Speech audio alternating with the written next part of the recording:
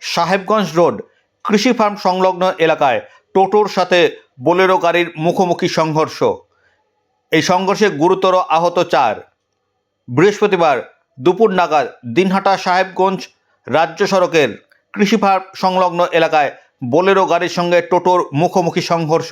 আর এই সংঘর্ষে 4 ব্যক্তি আহত, তাদের মধ্যে একজন টোটো চালক রয়েছেন।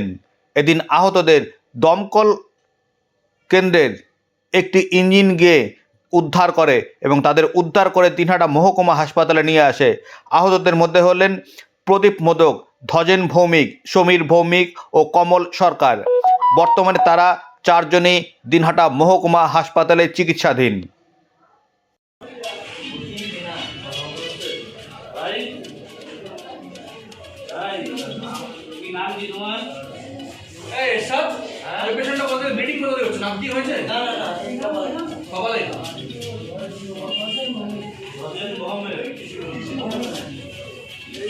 আর কোথায় লেগেছে ওই পেশেন্টটা? জিজ্ঞেস করো তো। এই সব আর কোথায় লেগেছে? আর